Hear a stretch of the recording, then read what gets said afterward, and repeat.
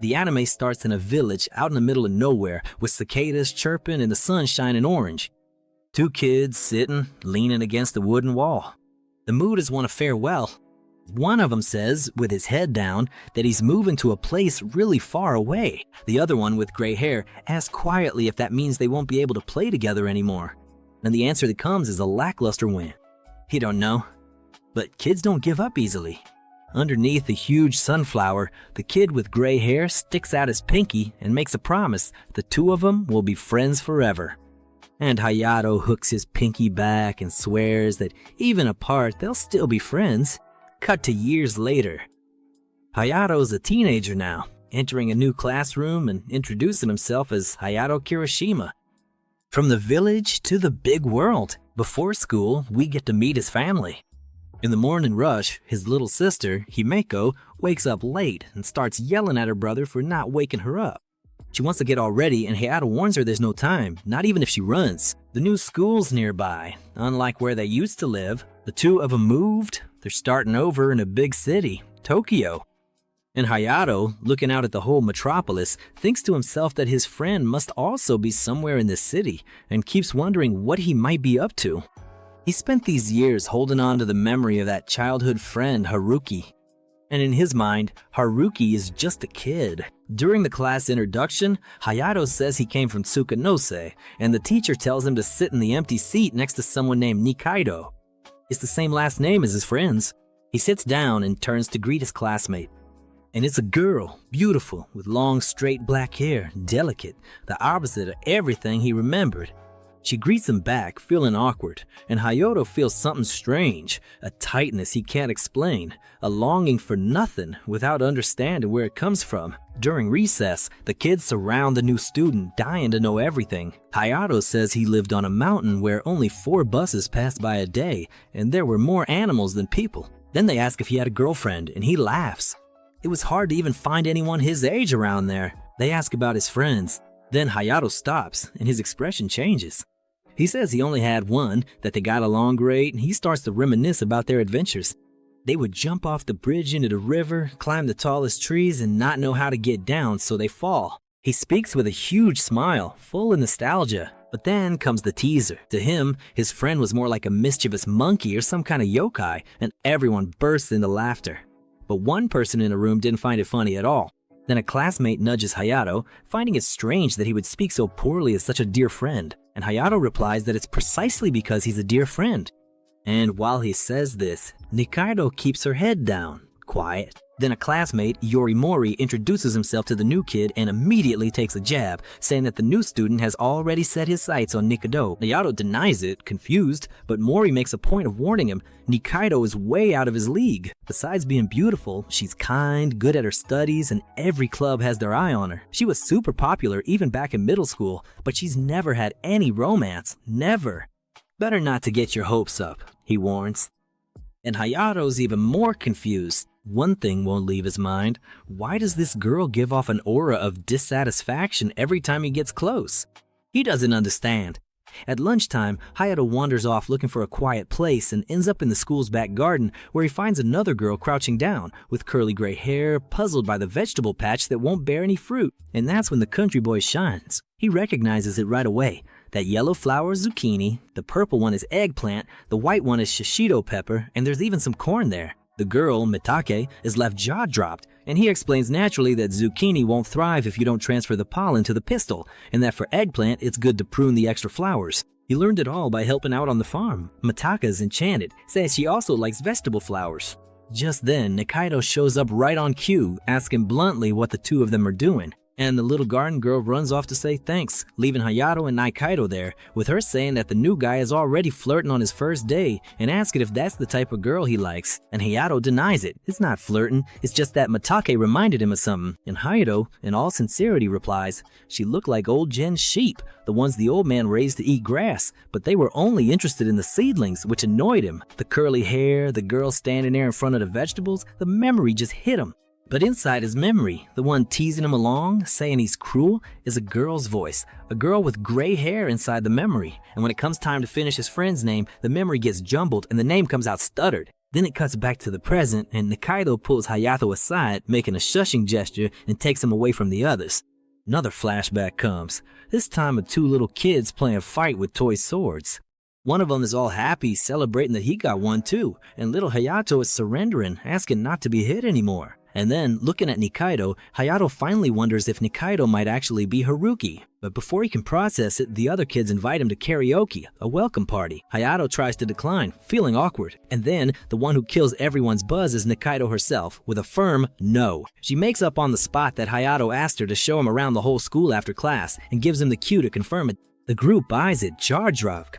Nikaido, the untouchable, is claiming the new guy, and then Nikaido grabs Hayato by the hand and starts pulling him along, rushing through the whole town in the late afternoon. She leads the way, determined, and he follows behind, clueless about where they're going, asking where she's taking him, and she just tells him to hurry up. The city orange with sunlight, the two of them hand in hand running upstairs across a bridge until they arrive at an apartment, and she breaks into a huge smile and blurts out with the greatest joy in the world that he hasn't changed a bit. And inside the house, away from the eyes of the school, Nikaido becomes a completely different person. Carefree, playful, full energy. It's Haruki. Hayato's childhood friend was her this whole time? A girl? Inside the house, the two go back to their old game, the I owe you one.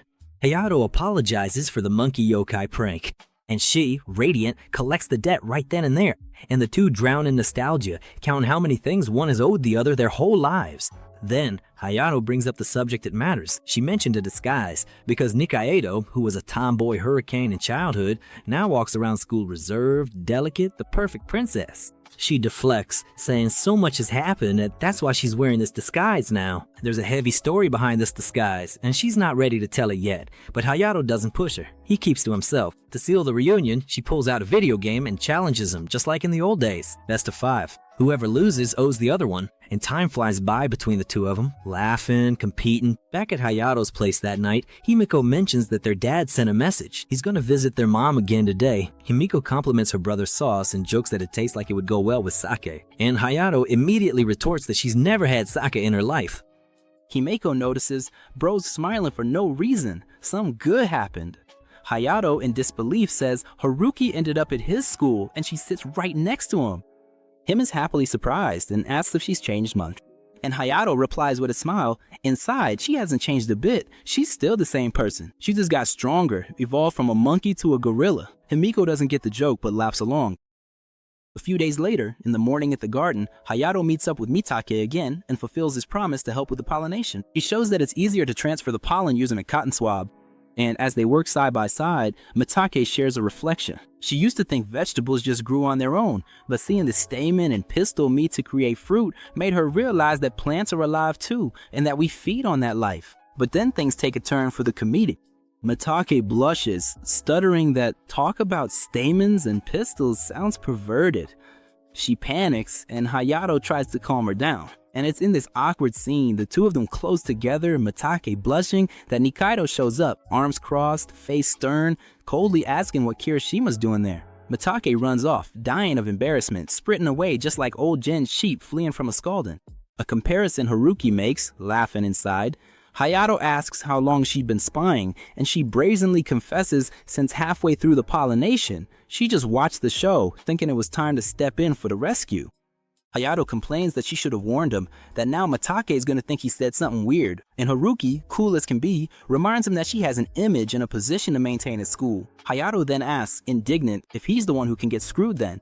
And she replies with a huge smile that yes he can, after all, they're friends. As the day goes on, Nikaido goes back to school mode, surrounded by classmates asking for help with their English homework, the perfect princess again. And Hayato watches from afar, mulling over that word, disguise. He decides, in his own way, that when she needs to tell him, she will.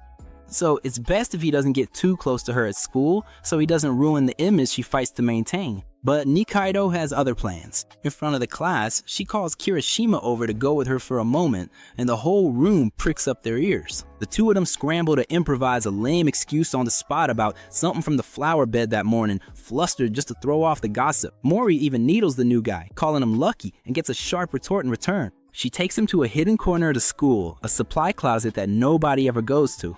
She calls the place a secret base. Hayato mocks it and saying there's nothing special about it. And she agrees, laughing, saying it also serves as a shelter. And then she finally opens up about what's on her mind. She makes him promise not to laugh and confesses her dream was to have lunch with a friend.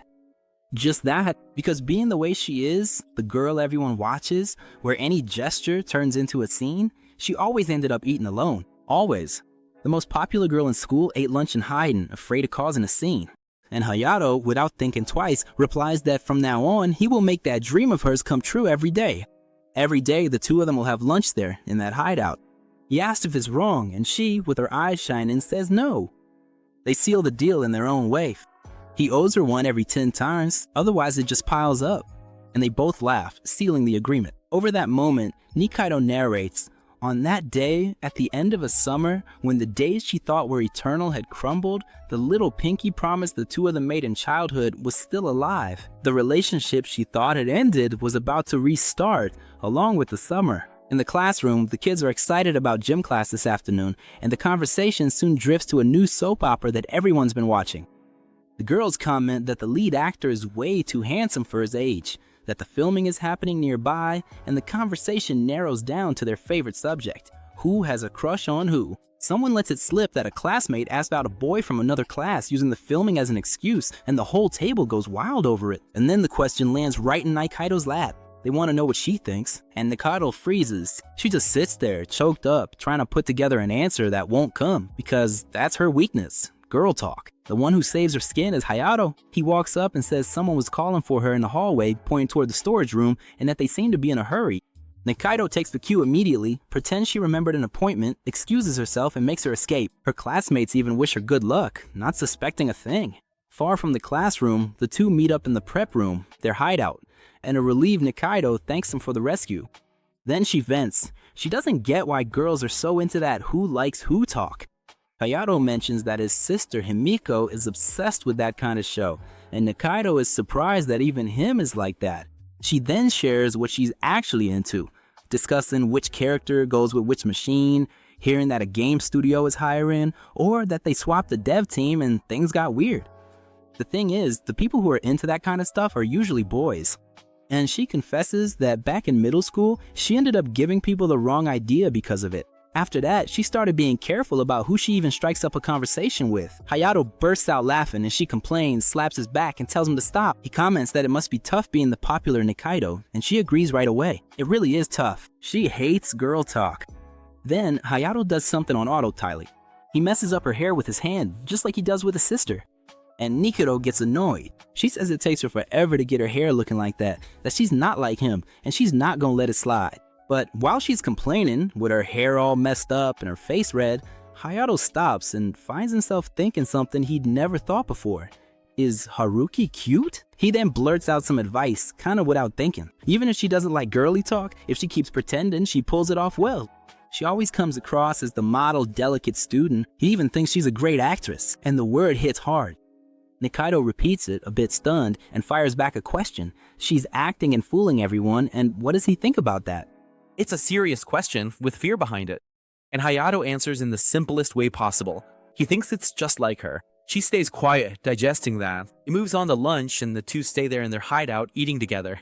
Nikaido has one of those calorie refill drinks, which she says easily takes care of her nutrients, bought at the convenience store she passes by every morning. And she notices that Hayato always brings a packed lunch. Then she sees something different in his box and asks what it is. It's a rice croquette. She trades half of a rice ball for a piece, tries it, and freaks out over how much she liked it. She thinks the flavor's strong, the cheese is delicious, and wants to know where it's from if it's frozen. And Hayato replies that he was the one who made it. She doesn't believe it. He confirms it. And she just stares at him, realizing one thing: 7 years apart really is a long time. There's a whole bunch of new things about this friend that she doesn't know. Leaving there, the two of them stumble upon a scene that nobody asked to see. In a hidden corner, a boy stammers out a nervous confession to a girl, asking to borrow the rest of her life, following it up with a clumsy declaration of love. The two of them freeze, not knowing where to look, and sneak away, almost tripping over each other from all the awkwardness. And Nikaido repeats, more convinced than ever, that she really doesn't like girl talk. And Hayato, this time, agrees with her. Later in the afternoon, at a city supermarket, Hayato's crouched by the shelf, hunting for a little meal box with a toy. And out of nowhere, a voice behind him. It's Nikaido. He gets a real scare, stands up immediately and tries to act natural, stammers, "What a coincidence," and asks if she came to do some shopping. She replies yes, that she came to buy dinner, and then points to his hand and asks if that's a meal with a toy. Hayato denies it right away, all embarrassed, and starts changing the subject, saying he's still shopping and needs to finish up quickly and go home. But Nikaido doesn't just drop it. On the contrary, she blurts out of nowhere, that she built an entire diorama with the Showa-era candy shop series. Hayato stops, wanting to know if she's serious, and she confirms that she is. Then he recognizes one of the pieces from the collection, a little shop, and Nikaido, already excited, tells him about the struggle of putting it together, how she kept getting the same bench over and over, and that she lost count of how many times she questioned the very concept of probability while trying to complete the collection. Hayato, still trying to regain his dignity, cuts the conversation short and tells her to go buy dinner already. And Nikaido, without taking her eyes off the shelf, just repeats one thing: food with a toy. When it's time to leave, Hayato has a pile of bags, and he notices Nikaido carrying her own weight and simply reaches out and takes them. She's surprised, and he says he'll carry the rest. She warns him that it's heavy, that it's almost all frozen, and he just replies that then they'd better hurry. He asks if she always buys this much, and she explains that she likes to buy in bulk and keep it stored. And walking together with the bags split between them, she murmurs quietly, a bit embarrassed, that she only lets this happen because it's him. Hayato says it was Muffin. Once inside her apartment, he helps put away the groceries, warning that the frozen stuff needs to go straight into the freezer. And when it's time for him to leave, Nikaido calls him back, hesitates, stammers, and finally asks for his phone number and his social media profile, if he has one. She realized that the two of them hadn't even exchanged contact information since they met again. And then Hayato drops the news he doesn't have a cell phone. The silence that falls over her face is priceless, her eyes filling with tears of anger, her jaw clenched, and as soon as he leaves, she explodes by herself, calling Hayato an idiot. That same night, already at Hayato's house, Himiko is watching the weather forecast and complaining that it's gonna rain tomorrow and that her hair's gonna get all frizzy. Hayato actually thinks that's good, because then no one will ask him to water the plants. And his sister reminds him that there's no farm there to water anyway. He feels awkward. Then he asks something that's not really like him. He wants to know about the smartphone, if it gets the same forecast right, if it's useful. Himeko thinks his sudden interest is strange, and he confesses that Haruki got mad at him for not having one, and his sister gives him a full-blown lecture. Just like every house has a fridge and every farm has a tractor, a smartphone is a basic necessity for anyone. The abnormal one, she insists, is him for not having one. He still doubts it, remembering that in Tsukinese he only got 1 bar of signal, but she insists that it's still useful. She herself talks every day with Saki, a friend who stayed back in the village. Hayato asks if Mural is okay, and Himiko says yes, but that she had been quite worried about him, and prods him by asking if he did something. He defends himself by saying that Mural never liked him. His sister agrees that she always acted strange in front of him, and prods him by asking if it might be something instinctive. Hayato asks her to stop, saying that it hurts, but Himiko follows up with something kinder. She promises to speak well of him, to put in a good word, and she talks about Haru too. She says that Haruki was surely happy to see him again after so long, that the two are still friends, that they must have a lot to catch up on, and that she must want to talk to him more. And Hayato is left dwelling on that. Regarding Haruki, there's a lot he still doesn't know or understand, like the fact that she was a girl or the way she suddenly got annoyed earlier. There must be other misunderstandings between the two of them. And he comes to a conclusion. If he had a smartphone, maybe the two of them could understand each other better. The next day, with the rain coming in, Hayato passes by the vegetable garden and runs into Mitake again. The plants have grown well, the zucchini thrived, and so did the tomatoes and eggplants. Mitake grabs the pruning shears and the two of them start harvesting. When the bag is full, she offers half of the harvest to Hayato, saying that they were only able to harvest it because of him. He thinks he didn't do much, but he says thank you. And then, Mitake gathers her courage. Stuttering a lot, she asks for his contact info and explains that she has no one else to talk to about these things, that she wanted to ask so many questions, that she knows it's a weird request, and that she promises not to cause any trouble. And Hayato starts to apologize, and Mitake gets it all wrong.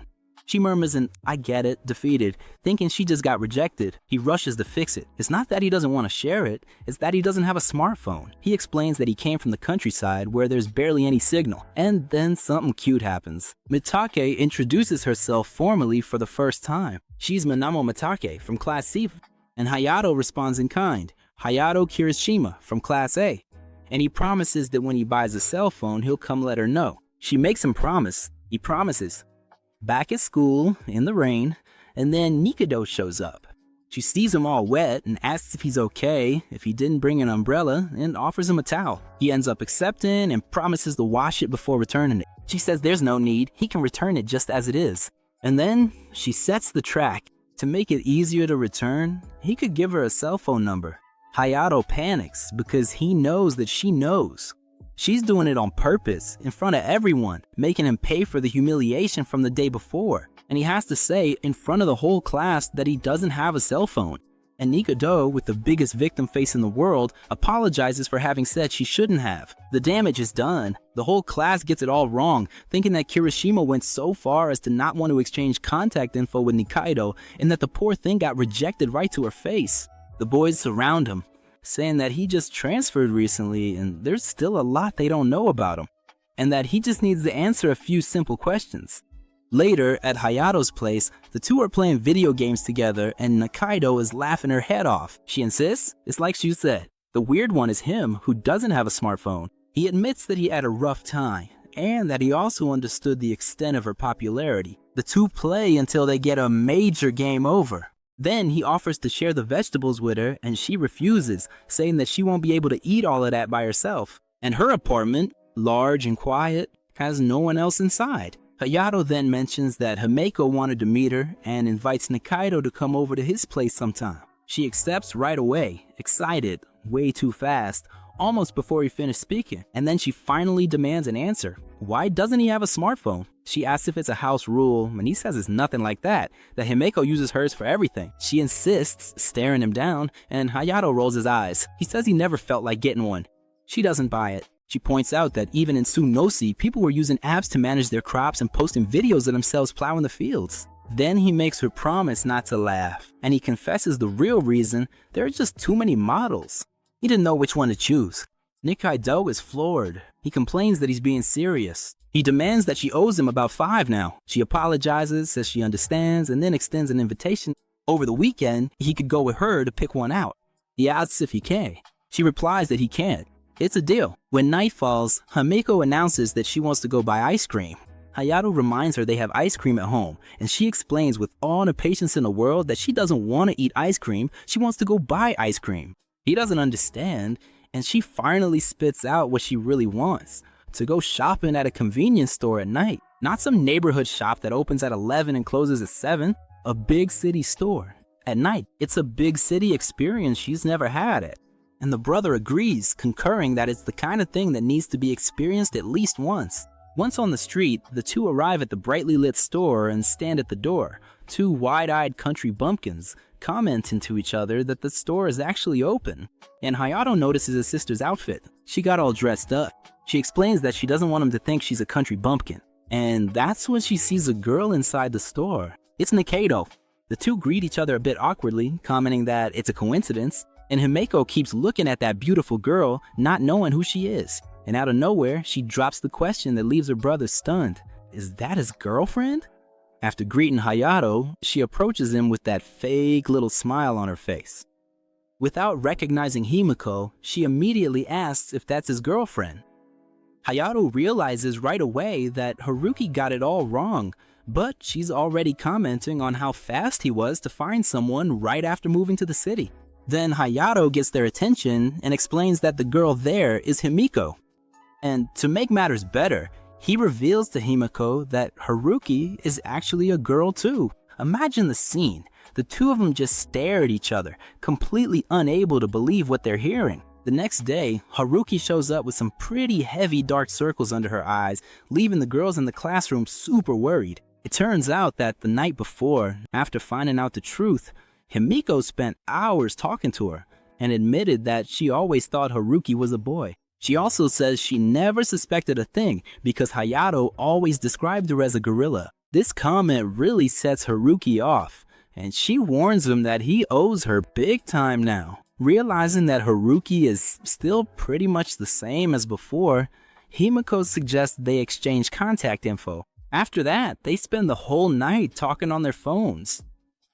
During class, Haruki smiles when she gets a message, which is enough for the boys in the room to think she's got a boyfriend. Not knowing how to get out of this misunderstanding, Haruki freezes up. That's when Hayato decides to step in. He asks out loud if she's smiling because she got a boyfriend. Haruki desperately denies it, but upon noticing Hayato's signals, she quickly understands the plan. So she explains that she reconnected with a childhood friend and shows a photo of the two of them together. The girls in the class immediately get curious and are surprised to see how super comfortable Haruki looks next to Himiko. Right at that moment, the teacher enters the classroom and everyone returns to their seats. But before that, Haruki finds a way to thank Hayato discreetly.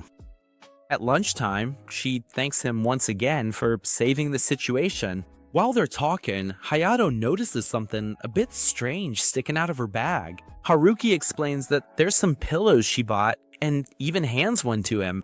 Hayato tries to pay for the gift, but she refuses the money, saying she'd rather he owe her a favor. Shortly after, she finally gathers the courage to ask Hayato for something. Seeing that she's all shy, he starts to think a confession is coming, but the moment is interrupted when her stomach growls really loudly. Dying of embarrassment, Haruki admits that she didn't manage to have breakfast or buy lunch. Even feeling a slight disappointment at the letdown, Hayato opens his lunchbox for them to share. Haruki comments that she always carries extra chopsticks, which makes Hayato realize that he hasn't been eating properly lately. While they eat, she discovers that Hayato prepared the lunch himself, and that he also makes lunchboxes for Himiko.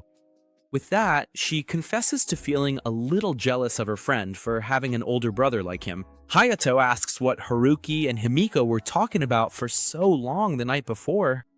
Haruki replies that it was girl talk, since Himiko understands much more about those things than she does. Before they leave, Haruki invites Hayato to stop by her place later, since Himiko will be there too. Hayato comments that he's surprised to see that Haruki still has trouble acting like a girl, even if no one else besides him notices it. She replies that keeping up appearances is easy, but the little details are much more complicated. While they share the bento, Hayato remembers when they used to share snacks during their childhood. Noticing that Haruki seems worried about something, he doesn't say anything. He just gently pats her head. Taken by surprise, Haruki understands the gesture of comfort and jokes that out of the two of them, Hayato is the one who has changed the most, calling him cocky. After class, Hayato sees Himiko waiting at the school entrance. As soon as she finds her friend, Haruki runs over, takes her hand, and the two leave together, sparking curiosity among the other students around them. Later, Hayato arrives at Haruki's house and rings the doorbell. After a bit of confusion, Himiko asks him to hold Haruki and tells him to take her back inside. Inside, Himiko criticizes Haruki's clothes, saying they don't suit her. Hayato notices that this look reminds him of what she used to wear as a child, and concludes that the elegant style from the night before was just an exception. Himiko declares that Haruki's wardrobe is a disaster, but guarantees that this doesn't change the affection she feels for her childhood friend. Afterwards, she asks to spend Saturday with Haruki, and Hayato changes their outing to Sunday. Excited, Himiko announces that the two of them are going to buy new clothes for Haruki. Shortly after, she mentions that she's thirsty. Haruki goes to the kitchen to prepare something to drink, and Himiko reminds Hayato that he should help her. Upon entering the kitchen, he finds the place taken over by ready-made food packaging. Embarrassed, Haruki tries to explain herself, but Hayato simply takes her hand and says they are going out. As they pass by the stairs, he lets Himiko know that they are going to the supermarket before coming back home. After shopping, the three of them prepare dinner at Hayato's apartment. While he cooks, he divides the tasks between Haruki and Himiko, and the three of them have fun talking. Soon the table is full of gyoza and side dishes. Himiko burns her tongue when she tries it first, while Haruki finally tastes the food and is impressed by the flavor. Hayato complains because Himiko is only eating gyoza, and she replies that she's just competing with Haruki. Haruki stares at Himiko with a challenging look, but the two of them soon burst into laughter. Moved by the moment, Haruki ends up with tears in her eyes. Noticing the emotion in the air, Hayato invites her to have dinner with him and Himiko whenever she wants. Touched by the invitation, Haruki accepts and says that now she really owes him one, but Hayato replies that he's doing this because she's his friend and that she doesn't owe him anything. The two seal the promise with a pinky swear, while Himiko realizes, smiling, that they will always be best friends. On Saturday, Haruki takes Himiko shopping. Even though she's never liked girly things, Haruki said she decided to change up her look a bit to surprise Hayato. Himiko praises her effort and comments that she looks very pretty. Since half of the clothes belong to Himiko herself, she realizes how much her friend has changed and thinks she would never have imagined that the old Haruki could look so feminine. Meanwhile, Hayato visits his mother, Mayumi, at the hospital. She offers him some apple slices and says that the surgery was a success and that she will soon be transferred to the rehabilitation ward. Mayumi asks how Himiko is, and Hayato replies that she's doing well and went out for a walk with a friend. After the conversation, he says goodbye and leaves the room. In the hallway, Hayato runs into Minamo carrying flowers and vegetables. He compliments her idea of using the prune flowers, leaving the girl completely embarrassed. Seeing her react all shy like that, he can't help but compare her to a little sheep. Then the situation gets out of hand. Suddenly, Minamo's grandfather, Nadasisa, appears and throws a bottle at Hayato. Upon finding out that he knows his granddaughter, he immediately starts accusing Hayato of making her cry and goes after him with his cane. After the commotion, Nadasisa apologizes upon discovering that Hayato was just teaching Minamo about gardening. Even so, he remains suspicious and thinks the boy is interested in her. To avoid further argument, Hayato just says that Minamo reminds him of a child from his hometown, hiding the fact that he was actually thinking of a little sheep. Tired of the situation, Minamo takes Hayato's hand, announces that she's going out with him, and drags the boy outside, leaving her grandfather completely speechless. Once in the hallway, Hayato reminds Minamo that she is still holding his hand. She lets go immediately and apologizes. Feel the drama. Seeing the sad expression on her face, Hayato ends up remembering how Himiko looked when her mother fainted. Minamo insists that she is the one who should be apologizing because of her grandfather's behavior. Before they say goodbye, Hayato asks if he can still visit the garden, and she replies with a smile that he will always be welcome. Later, Himiko arrives home and finds Hayato preparing dinner. She says that Haruki was too tired to show up, which leaves Hayato quite surprised. While she waits for the curry to be ready, Himiko remembers the conversation she had with Haruki. The two decided that she would start wearing a more feminine look to surprise Hayato, and Himiko is happy to see her friend's effort. Meanwhile, back in their hometown, Saki receives a photo sent by Himiko showing what Haruki looks like now. Not believing what she sees, she calls immediately and asks why Himiko is lying, since that girl couldn't possibly be the same Haruki. Himiko replies, laughing hard, that it really is her. Then she comments that despite the completely different appearance, Haruki is still exactly the same on the inside. Shortly after, Himiko ends the call because dinner's ready, leaving Saki completely confused and not understanding anything. The day with a target and a surname had arrived. The Sunday outing to finally buy Hayato's famous phone. Hayato was running late, lost in the middle of a giant Tokyo station, when he spots a very well-dressed girl and thinks, somewhat disappointed, that Haruki came with some guy. Then it hits him. That beauty and makeup was Haruki. She calls him out for being late, he apologizes by blaming the size of the station, and she immediately starts teasing him, asking if he's feeling awkward because of her. It was her first time wearing makeup, and she really went all out. When she asks what he thinks, Hayato swallows hard and replies sincerely that she looks very beautiful, that it suits her. Haruki blushes, gives that little smile, and pulls him along. Let's hurry up and pick out the smartphone. Purchase made, and Haruki chose the same model as Hayato. He finds this strange. There were tons of options, and she explains her logic. If she doesn't know how to use it, she can just ask him. Then she takes a jab. Could it have been the same as Himeko's there? And Hayato shuts it down right away. Himiko's his little sister. That would be kind of weird. And then Haruki starts stumbling as she walks. Hayato thinks it's the heels, but the problem is something else. It's the length. The skirt of the new outfit is super short.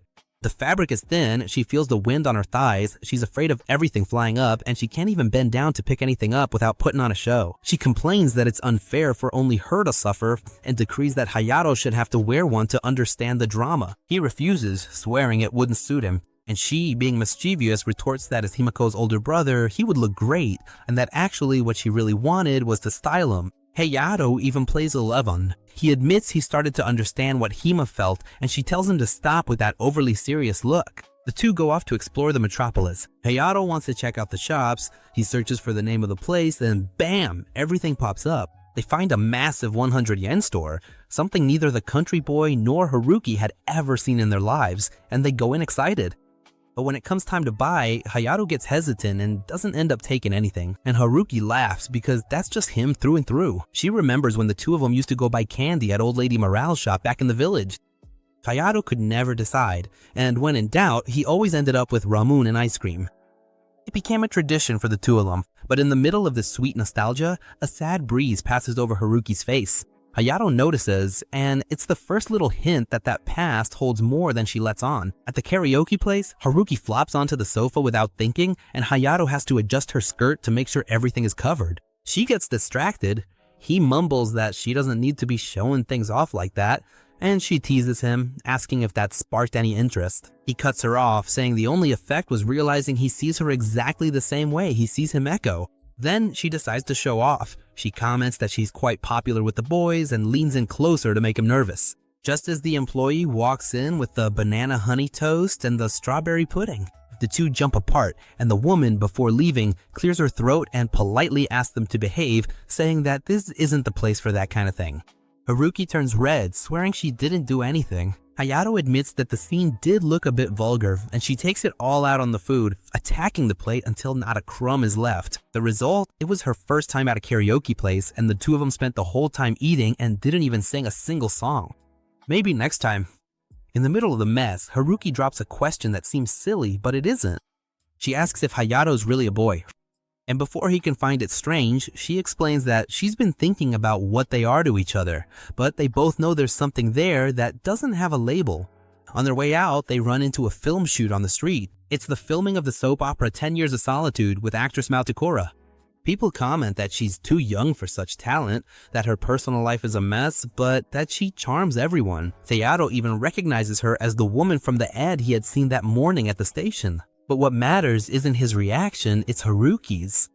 Out of nowhere, she goes silent, turns around, and runs off in the opposite direction as fast as she can, until she trips and almost hits the ground. Hayato catches her in a panic, just in time, and she stops trying to run away. She doesn't say a word, and he doesn't push it, just changes the subject, suggesting that maybe by following the train line, they'll both get home. Keep this reaction from Haruki in mind, because this is where the anime plants the big mystery. There's something going on between Haruki and that actress.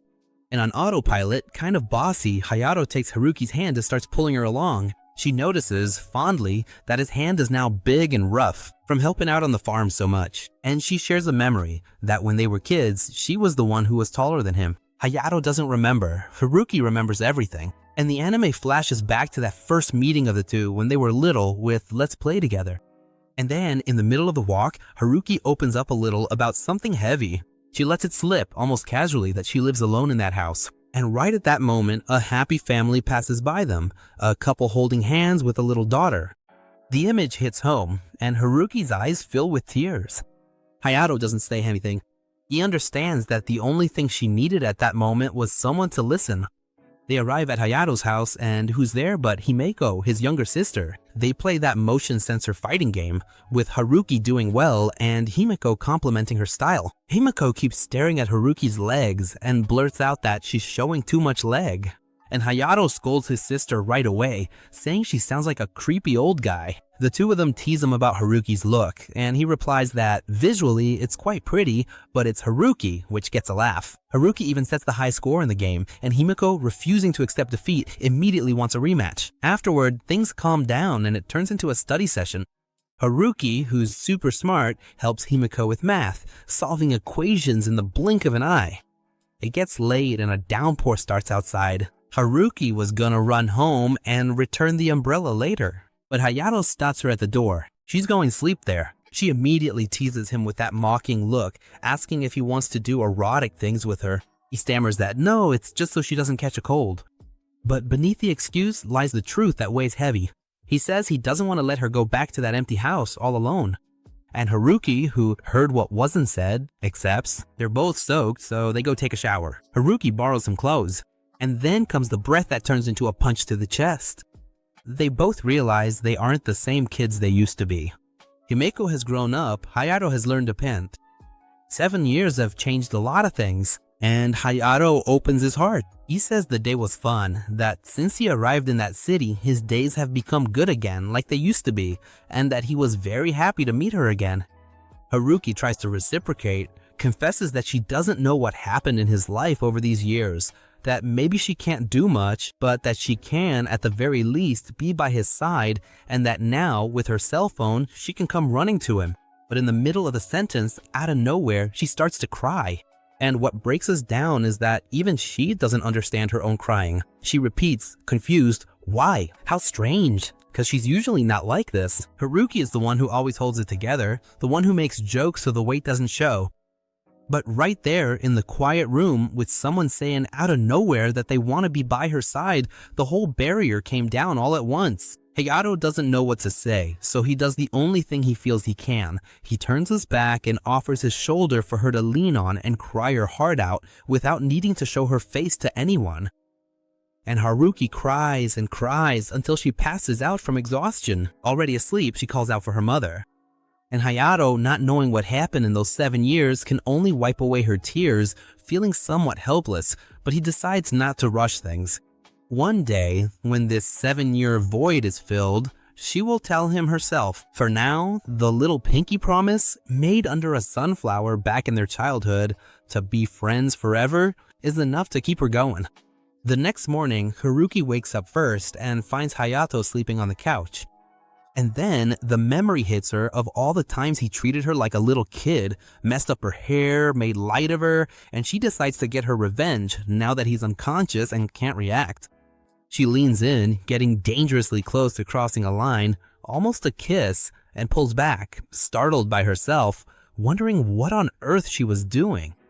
But she feels like she needs to do something. She still whispers in his ear that if he doesn't wake up right that instant, he'll regret it, that this right here is just a little revenge.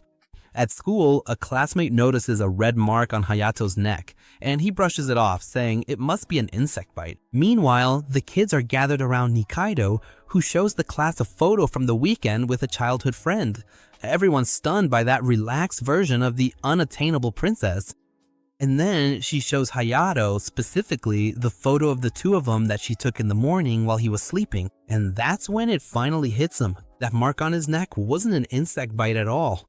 It was the hickey that Haruki left on him while he was sleeping. Back home, Himeko and Haruki are startled by a furious Hayato. Haruki confesses right away that she went too far and apologizes, and that's enough to disarm him. Hayato smiles again, lets out a welcome back, and Haruki can't hide that she's truly happy, because deep down, that's what it's all about.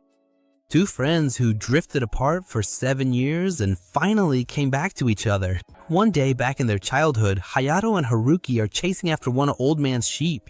They corner the animal, but the sheep suddenly changes direction and bolts toward Himeko. With no time to dodge, Jaime just lets out a scream, but when she opens her eyes, it was her brother who caught the sheep just in time. Himeko runs off to warn Old Man Gen, and Hayato comments with relief that it's a good thing nothing happened to his sister, otherwise he would have gotten a huge scolding from their mom. Hearing that, Haruki feels hurt and asks if that means it would be okay if she got hurt instead. Since Hayato still doesn't know that Haruki is a girl, he says that she's fine and reaches out his hand, explaining that he knew she could handle it because they're partners. Back in the present, Hayato wakes up after dreaming about these memories. The dream wasn't bad, but for some reason, a sadness lingers on his face. At school, Hayato helps Mitake in the garden. She comments that when vegetables flower and bear fruit, they start running out of nutrients, and he explains that that's why they need to fertilize them regularly. Vegetables are just like people. When they spend too much energy, they end up exhausted. The two of them finish fertilizing everything. But Hayato gets distracted for a second when he realizes that because it's so soaked with sweat, Mitake's shirt has become transparent. He tries to keep his gaze on her face, but his eyes slip downward unintentionally. And it's right at that moment that Haruki appears, offering a towel to Mitake. She warns her that if she's gonna do club activities in that sun, it might be a good idea to fix her clothes, because the way it is, it's quite a temptation for the boys. When Mitake understands what she's talking about, she lets out a scream and runs off, overcome with panic and embarrassment. As soon as Mitake disappears, Haruki glares at Hayato and calls him a pervert and a cheating dog without giving him a chance to explain. He realizes she won't accept any excuses and gives up. Even so, for the entire class, Haruki remains in a bad mood and refuses to even look at him. When class ends, the teacher tells him to review the day's points by comparing them with a printed sheet handed out earlier. Since Hayato doesn't know which sheet she's talking about, Haruki offers him a copy of hers, but with a stinging remark. He can use it as long as he doesn't look at the sheet with the same pervy eyes he used on that girl. Hayato is in shock that she exposed him in front of the whole class. The boys gather around wanting to know what he got up to. And even Mori joins in on the teasing, prodding to see if some weird fetish slipped out. The others start confessing their own fetishes while Hayato swears it wasn't anything like that. But Haruki completely sells him out, blurting out to everyone that what Hayato is really into is boobs. He panics and the room descends into chaos. The boys are cheering, the girls are disgusted, and Haruki, in the middle of it all, just smiles with satisfaction, which only annoys him even more. Later, at home, Haruki tells Himeko everything and she finds the whole story hilarious. She says she should have seen the drooling look on her brother's face, since the girl's assets were about 3 levels above her own. And she confesses that even she couldn't resist and ended up taking a look too. The girls drop the subject, but after dinner, Himeko is still left wondering what Hayato's deal is. There are 2 pretty girls right in front of him and he's looking at others instead. Without thinking, Haruki replies that she agrees, that he really should just be content with her. And the instant those words leave her mouth, Haruki freezes, stops moving. Himeko even takes advantage of the opening to beat her at the video game, but Haruki remains paralyzed. When she comes to her senses, she decides to leave right then and there, without giving Himeko time to react. In the shower, Himeko keeps grumbling that Haruki is too stubborn and never makes up with her brother without her getting involved. Her friend's behavior all day leaves her intrigued, to the point of wondering if Haruki might be starting to get interested in her brother. But she dismisses the idea and decides to weigh herself as usual, except the number on the scale leaves her horrified. On the other side, Haruki arrives home with her heart racing and goes straight to the shower. While thinking about Hayato and the words that slipped out earlier, she wonders if she's really afraid of another girl winning him over before she does. She can't find an answer, and since she can't sort out her own feelings, she ends up convincing herself that it's all Hayato's fault. After her shower, she gets a call from Himeko, who panics as soon as Haruki answers and announces that she has gained no less than 4 kilos. The news is so shocking that Haruki drops the ice cream she was holding. Himeko adds that she even went back for seconds and wants to know how Haruki's weigh-in went to see if they are sisters in misfortune. A bit nervous, Haruki replies that she's sure she's fine, but Himeko tells her to go weigh herself and face reality. Clinging to a last shred of hope, Haruki steps on the scale, and the number makes her let out a scream and drop the phone. Himeko knows exactly how her friend must be feeling and proposes that they form an alliance to go on a diet. Haruki has no choice but to accept. The next day, Hayato asks Mitaki if she has ever been on a diet, but she immediately understands that he is implying she is overweight and becomes extremely embarrassed. He clarifies that he doesn't think that. It was a sister who asked for help to go on a diet, and since he's the one who cooks, he wanted to know if she knew any good recipes. Mitaki's surprised that he cooks, and he explains that he started out of necessity since his mother can no longer do it. Mitaki understands because she saw him at the hospital the other day and says he is an admirable brother. He disagrees, but she insists that she thinks it's beautiful that he learned something new to help someone.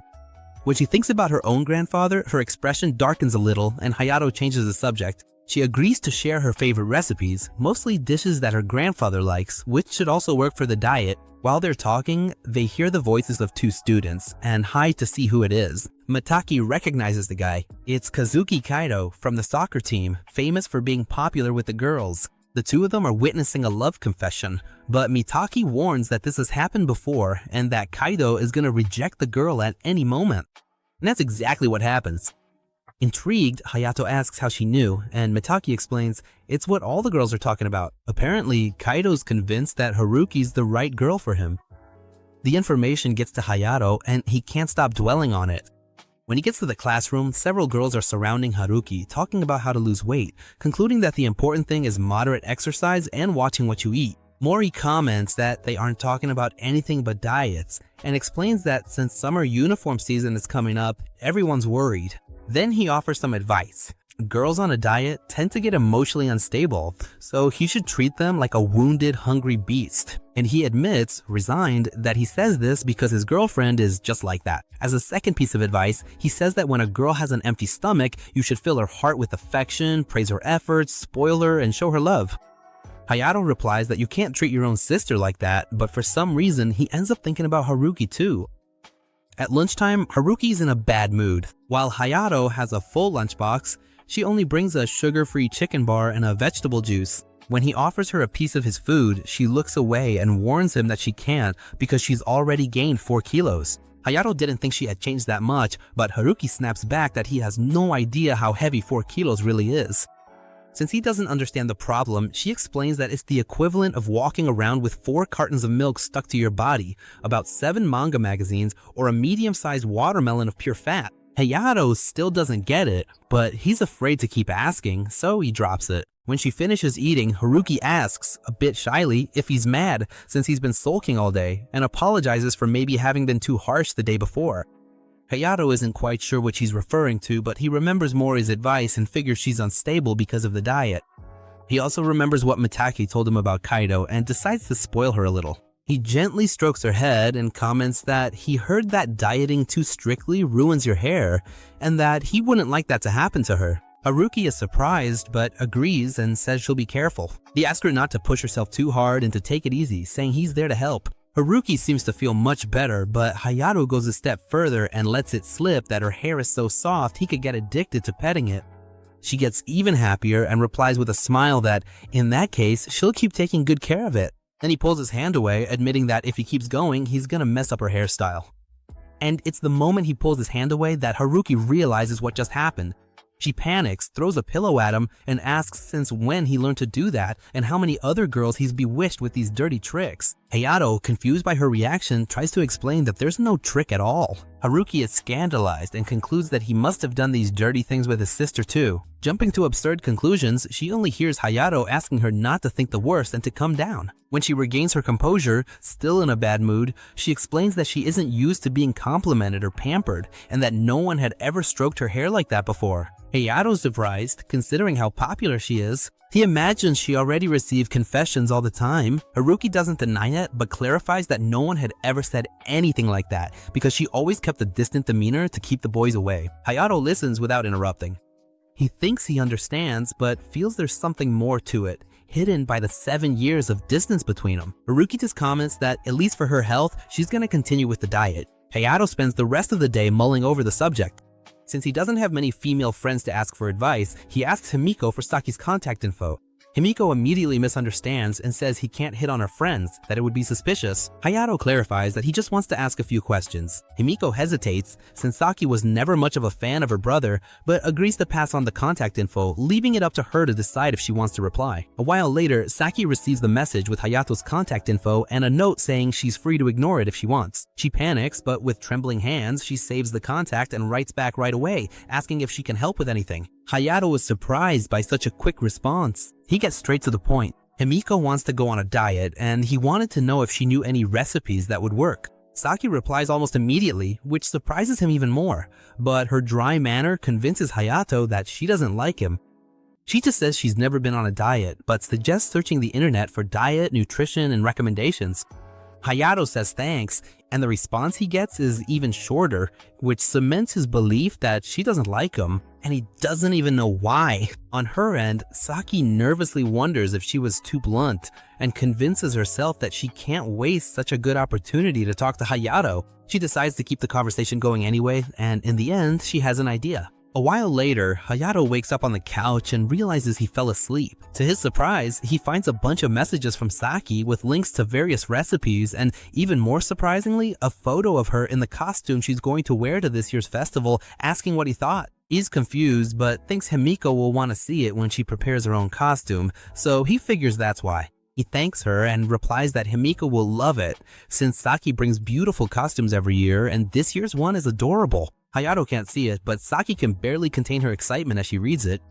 Even so, the reply she sends back is short again. Before classes start, Hayato reads Saki's message. At that moment, Mori catches a glimpse of the photo on his phone screen and concludes that Hayato has a thing for festivals and shrine maidens. Hayato tries to explain himself, but as always, Mori doesn't listen. He just admits that shrine maidens are one of the big draws of festivals, but that another equally important one is seeing the girls in yukatas. Soon, the boys in the class join in to talk about the subject, commenting that girls look beautiful in yukatas even without showing much skin. At that point, Haruki arrives and asks if it's true that the boys like girls in yukatas that much, and they all answer yes.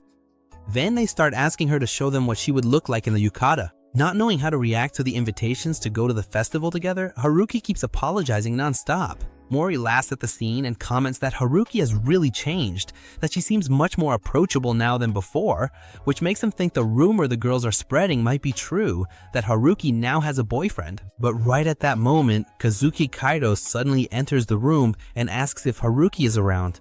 One day back in their childhood, Hayato and Haruki were chasing one of Old Man Gen's sheep. They quartered the animal, but the sheep suddenly changed direction and bolted straight toward Himeko. With no time to dodge, Jaime just let out a scream, but when she opened her eyes, it was her brother who had caught the sheep just in time.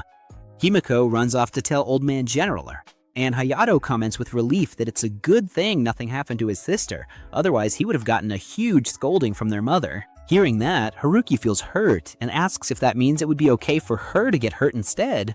Since Hayato still doesn't know that Haruki is a girl, he says that she's fine and reaches out his hand, explaining that he knew she could handle it because they're partners. Back in the present, Hayato wakes up after dreaming about those memories. The dream wasn't bad, but for some reason there's a sadness on his face. At school, Hayato helps Mitake in the vegetable garden. She comments that when vegetables flower and bear fruit, they start running out of nutrients, and he explains that that's why you need to fertilize them regularly. Vegetables are just like people. When they spend too much energy, they end up exhausted. The two of them finish fertilizing everything, but Hayato gets distracted for a second when he realizes that because it's so soaked with sweat, Mitake's shirt has become transparent. He tries to keep his gaze on her face, but his eyes slip downward unintentionally. And it's right at that moment that Haruki appears, offering a towel to Mitake. She warns her that if she's gonna do club activities in that sun, it might be a good idea to fix her clothes, because the way it is, it's quite a temptation for the boys. When Mitake realizes what she's talking about, she lets out a scream and runs off, overcome with panic and embarrassment. As soon as Mitake disappears, Haruki glares at Hayato and calls him a pervert and a cheating dog, without giving him a chance to explain. He realizes she won't accept any excuses and gives in. Even so, for the entire class, Haruki remains in a bad mood and refuses to even look at him. When class ends, the teacher tells them to review the day's points by comparing them with a printed sheet handed out earlier. Since Hayato doesn't know which sheet it is, Haruki offers him a copy of hers, but with a stinging remark.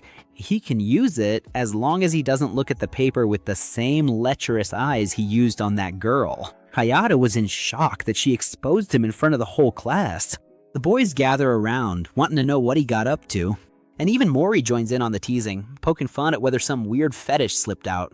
The others start confessing their own fetishes, while Hayato swears it wasn't anything like that, but Haruki completely sells him out, blurting out to everyone that what Hayato is really into is boobs. He panics and the room turns into chaos, with the boys cheering, the girls disgusted, and Haruki in the middle of it all just smiling with satisfaction, which irritates him even more. Later, at home, Haruki tells Himeko everything, and she finds the story hilarious. She says she should have seen her brother's drooling face, since the girl's attributes were about 3 levels above hers, and confesses that even she couldn't resist and ended up looking too. The girls drop the subject, but after dinner, Himeko is still wondering what Hayato's deal is. There are 2 pretty girls in front of him, and he's looking at others. Without thinking, Haruki replies that she agrees that he really should just be content with her. And the instant those words leave her mouth, Haruki freezes, stops moving. Himeko even takes advantage of the opening to beat her at the video game, but Haruki remains paralyzed. When she comes to her senses, she decides to leave right then and there, without giving Himeko time to react. In the shower, Himeko keeps grumbling that Haruki is too stubborn and never makes up with her brother without her getting involved. Her friend's behavior all day leaves her intrigued, to the point of wondering if Haruki might be starting to get interested in her brother. But she dismisses the idea and decides to weigh herself as usual. But the number on the scale leaves her horrified. On the other side, Haruki arrives home with her heart racing and goes straight to the shower. While thinking about Hayato and the words that slipped out earlier, she wonders if she's really afraid of another girl winning him over before she does. She can't find the answer, and since she can't sort out her own feelings, she ends up convincing herself that it's all Hayato's fault. After her shower, she gets a call from Himeko, who panics as soon as Haruki answers and announces that she's gained no less than 4 kilos. The news is so shocking that Haruki drops the ice cream she was holding. Himeko adds that she even went back for seconds and wants to know how Haruki's weigh-in went, to see if they're sisters in misery. A bit nervous, Haruki replies that she's sure she's fine, but Himiko tells her to go weigh herself and face reality. Clinging to a last shred of hope, Haruki steps on the scale, and the number makes her let out a scream and drop the phone. Himiko knows exactly how her friend must be feeling, and proposes that they form an alliance to go on a diet. Haruki has no choice but to accept. The next day, Hayato asks Mitake if she has ever been on a diet, but she immediately understands that he's implying she's overweight and gets extremely embarrassed. He clarifies that he doesn't think that. It was his sister who asked for help to go on a diet, and since he's the one who cooks, he wanted to know if she knew any good recipes. Mitake is surprised that he cooks, and he explains that he started out of necessity, since his mother can no longer do it. Mitake understands because she saw him at the hospital the other day and says he's an admirable brother. He disagrees, but she insists that she thinks it's beautiful that he learned something new to help someone. When she thinks about her own grandfather, her expression darkens a little, and Hayato changes the subject. She agrees to share her favorite recipes, mostly dishes her grandfather likes, which should also work for the diet. While they're talking, they hear the voices of two students and hide to see who it is. Mitake recognizes the guy. It's Kazuki Kaido from the soccer team, famous for being popular with the girls. The two of them are witnessing a love confession, but Mitake warns that this has happened before and that Kaido is going to reject the girl at any moment. And that's exactly what happens. Intrigued, Hayato asks how she knew, and Mitake explains it's what all the girls are talking about. Apparently, Kaido is convinced that Haruki is the right girl for him. The information bothers Hayato, who can't stop dwelling on the subject. When he arrives in the classroom, several girls are surrounding Haruki, talking about how to lose weight, concluding that the important thing is moderate exercise and watching what you eat. Mori comments that everyone is talking about nothing but diets and explains that since the time for summer uniforms is approaching, everyone is worried. Then he offers some advice. Girls on a diet tend to be emotionally unstable, so he should treat them like a wounded, hungry beast. And he admits, resigned, that he speaks from experience because his girlfriend is just like that. As a second piece of advice, he says that when a girl has an empty stomach, you should fill her heart with affection, praise her efforts, spoil her, and show her care. Hayato replies that you can't treat your own sister like that, but for some reason, he ends up thinking about Haruki too. At lunchtime, Haruki is in a bad mood. While Hayato has a full lunchbox, she only brings a sugar-free chicken bar and a vegetable juice. When he offers her a piece of his food, she looks away and warns him that she can't, because she's already gained 4 kilos. Hayato didn't think she had changed that much, but Haruki snaps back that he has no idea how heavy 4 kilos really is. Since he doesn't get the problem, she explains that it's the equivalent of walking around with 4 cartons of milk stuck to your body, about 7 manga magazines, or a medium-sized watermelon made of pure fat. Hayato still doesn't understand, but he's afraid to keep asking, so he drops it. When she finishes eating, Haruki asks, a bit shyly, if he's mad since he's been sulking all day, and apologizes for maybe having been too harsh the day before. Hayato isn't quite sure what she's referring to, but he remembers Mori's advice and figures she's unstable because of the diet. He also remembers what Mitake told him about Kaido and decides to spoil her a little. He gently strokes her head and comments that he's heard that dieting too hard ruins your hair, and that he wouldn't want that to happen to her. Haruki is surprised, but agrees and says she will be careful. He asks her not to push herself too hard and to take it easy, that he's there to help. Haruki seems to feel much better, but Hayato goes further and lets slip that her hair is so soft that he could get addicted to petting it. She gets even happier and replies with a smile that, in that case, she'll keep taking good care of it. Then he takes his hand away, admitting that if he keeps going, he'll mess up her hairstyle. And it's the moment he pulls his hand away that Haruki realizes what just happened. She panics, throws a cushion at him, and asks since when he learned to do that and how many other girls he's bewitched with these dirty tricks. Hayato, lost by her reaction, tries to explain that there's no trick at all. Haruki is scandalized and concludes that he must have done these sleazy things to his sister too. Jump into absurd conclusions, she only hears Hayato asking her not to think the worst and to calm down. When she regains her composure, still in a bad mood, she explains that she's not used to being complimented or spoiled and that no one had ever stroked her hair like that before. Hayato is surprised, considering how popular she is. He imagines she received confessions all the time. Haruki doesn't deny it, but clarifies that no one has ever said anything like that because she always kept a distant demeanor to keep boys away. Hayato listens without interrupted. He thinks he understands, but feels there's something behind that, hidden by the 7 years of distance between the two of them. Haruki just comments that, at least for her health, she's going to continue with the diet. Hayato spends the rest of the day mulling over the matter. Since he doesn't have many friends to ask for advice, he asks Himiko for Saki's contact information.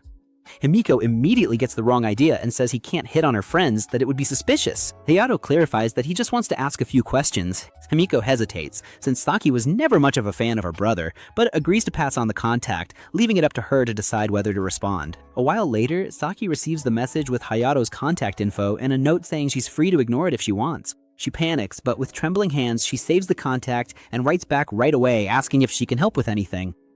Hayato's surprised by the quick response. He gets straight to the point. Himiko wants to go on a diet, and he wanted to know if she knows any recipes that would work. Saki replies almost immediately, which surprises him even more, but her dry manner convinces Hayato that she doesn't like him. She just says she's never been on a diet, but suggests searching the internet for diet, nutrition, and recommendations. Hayato thanks her, and the response he gets is even shorter, which seals his conviction that she doesn't like him. And he doesn't even know why. On her end, Saki nervously wonders if she was too blunt, and convinces herself that she can't waste such a good chance to talk to Hayato. She decides to keep the conversation going no matter what, and in the end she has an idea. A while later, Hayato wakes up on the couch and realizes he had fallen asleep. To his surprise, he finds a bunch of messages from Saki with links to various recipes, and even more surprisingly, a photo of her in the outfit she's going to wear to this year's festival, asking what he thought of it. He's confused, but thinks Himiko will want to see it when she prepares her own outfit, so he assumes that's why. He thanks her and replies that Himiko will love it since Saki brings beautiful outfits every year, and this year's one is adorable. Hayato can't see it, but Saki can barely contain her excitement as she reads it. Even so, the reply she sends back is short again. Before classes start, Hayato reads Saki's message. At that moment, Mori catches a glimpse of the photo on his phone screen and concludes that Hayato has a thing for festivals and shrine maidens. Hayato tries to explain himself, but as always, Mori doesn't listen. He just admits that shrine maidens are one of the big draws of festivals, but that another equally important one is seeing the girls in yukatas. Soon, the boys in the class gather to talk about the subject, commenting that girls look beautiful in yukatas even without showing much skin. Just then, Haruki arrives and asks if it's true that the boys like girls in yukatas that much, and they all answer yes. Then they start asking her to show them what she would look like in a yukata. Not knowing how to react to the invitations to go to the festival together, Haruki keeps apologizing nonstop. Mori laughs at the scene and comments that Haruki has really changed, that she seems much more approachable now than before, which makes him think that the rumor the girls are spreading must be true, that Haruki has a boyfriend now. But right at that moment, Kazuki Kaido suddenly enters the room and asks if Haruki is around. Seeing Haruki join Kaido, Hayato offers to tag along. To hide his concern, he claims he's checking out their club, thinking of joining. Since no one sees a problem with that, the two agree to take him along. Kaido strikes up a conversation and learns Hayato is the new transfer student, which is why he's not in a club yet. When asked about his plans, Hayato mentions the gardening club, but asks why Kaido loves soccer. Kaido explains he enjoys being part of a team that shares goals and achieves things together. He says there's so much to love about the sport, he couldn't list it all at once. Hayato notes it's like tending a vegetable garden. He explains it's hard work, watering, pruning, weeding, and pest control, but the more care you give, the more the garden gives back. He believes every plant has a personality, so growing a weird vegetable feels like hitting the jackpot. To prove it, he shows photos of oddly shaped eggplants he grew. Hayato's excitement is so infectious that Haruki breaks character, laughing and patting him on the back. Realizing she slipped, she quickly composes herself and tells the boys to continue. Later, out of sight, Kaido admits he didn't expect that side of Nikaido. Hayato feigns ignorance, knowing he shouldn't be that close to her. Then Kaido introduces himself officially, and the two shake hands. When Hayato returns, the boys praise him for saving Haruki from Kaido, hailing him as a hero. But Kaido arrives immediately, asking for more plant photos. Hayato mentions he has photos of shrine maidens, which immediately grabs the guy's attention. Annoyed by all the commotion, Haruki leaves for the garden, where she strikes up a conversation with Mitaki. Observing her closely, Haruki notices how cute the girl is, quite different from herself. This makes Haruki start to imagine that maybe Mitaki is the real reason Hayato wanted to join the gardening club. This idea bothers her, and her frustration is clear enough for Mitaki to notice. Haruki apologizes, admitting she has a lot on her mind. Suddenly, Mitaki hands her own hat to her and insists that she should work with the soil a bit to feel better. Moved by her resolve, Haruki takes her advice and starts gardening. After a while, she feels better and asks to join the harvest. Mitaki allows it gladly, seeing Haruki smile at last. Mitaki says she's new to gardening. Before, she was in a rough patch and doing nothing. Everything changed when she learned how plants grow, which sparked her curiosity. She explains that gardening helped her through a really complicated time.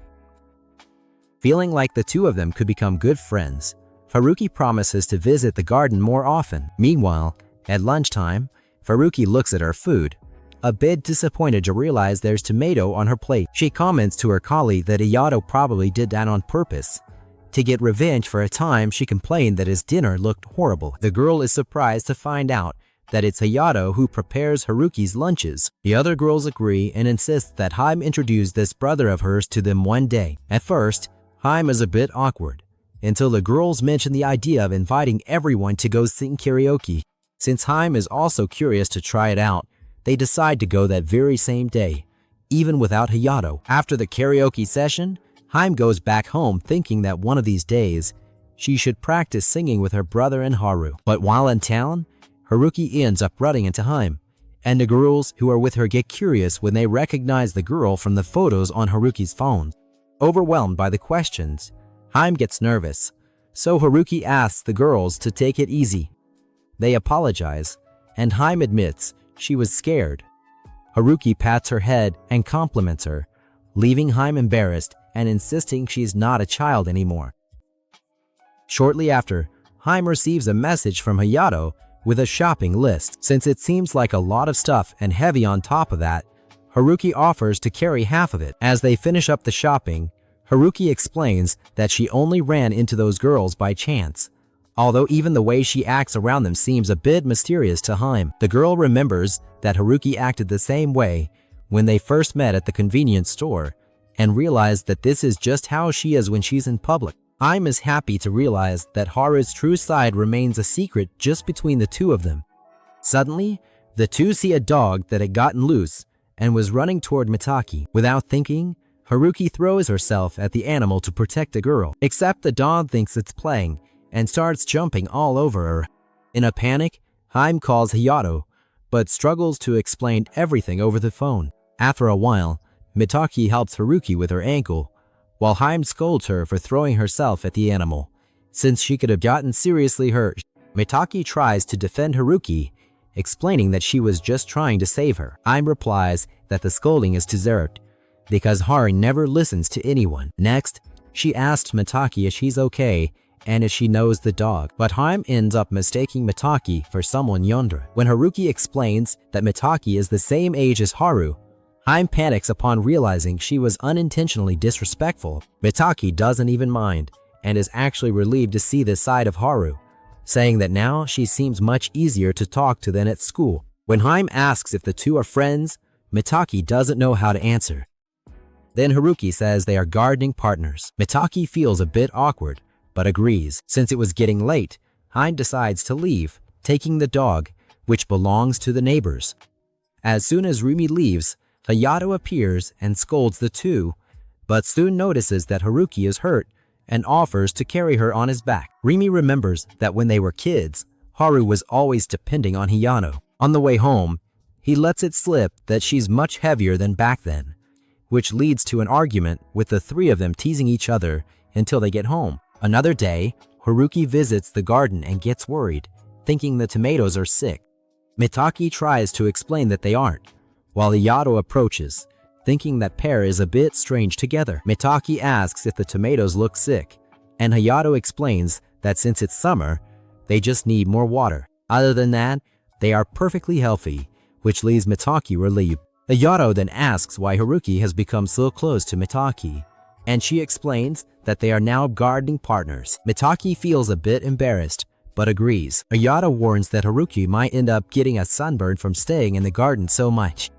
Upon hearing this, she lifts his shirt to check his stomach. Since he's still pale, Haruki starts poking his torso, leaving Mitaki completely embarrassed. Nervous about the situation, Mitaki runs off. Hayato still intended to hand her the club registration form, so Haruki promises to explain everything later. At lunchtime, Kaido shows up in Hayato's classroom to ask him to eat together. This bothers Haruki, who immediately interferes, saying she already had plans with him. She starts pulling Hayato away, but Kaido says he'll wait in the classroom. Haruki tries to get him to back off, saying that the two of them need to organize the library prep room. Hearing that it's a task, Kaido offers to help, which leaves Hayato desperate. Even so, Haruki ignores him and drags Hayato to the library, not even caring that her demure act was completely gone. While they're working, Hayato asks why Haruki has been acting so strange. He noticed that she's been breaking character more often, even in front of others. Haruki admits she's thinking about dropping the act because she doesn't see a reason to keep it up anymore. She explains she wants to try new things, but gets embarrassed and loses her balance. Luckily, Hayato catches her before she falls. In that close position, he's numb and asks to stay like that for a moment to compose himself. After Haruki agrees, the two hear a couple entering that part of the library to have lunch. The couple begins kissing, so Haruki can't hold back her reaction. To cover up the slip-up of almost getting caught, she lets out some improvised meows and ends up running off in embarrassment. Later on, Hayato notices that she's still worked up about what happened. His classmate Emma says to leave Haruki with them, and they'll look after her. Mori explains that Emma is his girlfriend and childhood friend. He says dating her revealed a new side of her, despite their many years together. The way he talks makes it clear how much he likes her, excitedly sharing new quirks he's discovered, like how Emma collects arcade plushies and loves ruffles. Mori tells Hayato that he and Haruki should join them sometime, because going out together is how you really learn about someone. Hayato thinks it's a good idea, but he immediately starts wondering where they could take Haruki. When he gets home, Haruki greets him wearing a new apron. She explains that she bought it because she wants to do more things and stop being a burden to him. Hayato says she isn't a burden, but Haruki insists on helping more with the apartment chores. Realizing her mind is made up, he decides to let her do as she likes. Rimi finds them talking outside and calls Hayato inside to start preparing dinner. Once the food is ready, they sit down to eat, and Hayato asks if Haruki has any weekend plans. She says she intended to spend time on her hobbies, but Hayato mentions he was thinking about going out somewhere with him. Haruki immediately drops her plans to spend time with him. When asked for suggestions, she admits she has no idea, being a total homebody. Rimi then suggests the three of them watch a movie. She doesn't have any specific title in mind, but she's curious to check out the movie theaters in town. Hayato likes the idea and decides it's a great plan for the three of them. Haruki gets a bit awkward and asks if Rimi is really coming along. Hayato reveals that she was part of the plans from the start. Haruki has to hide her disappointment because she had imagined going out with just him, but in the end, Rimi was part of the outing too. That's the end of the episode. If you're still here, comment part 7. I'll heart every comment to spot our elite followers. Subscribe and turn on notifications. What's next will blow your mind. Also, watch this video on screen now. The drama there is worse than what you just saw. Rebabita signing off. See you next time.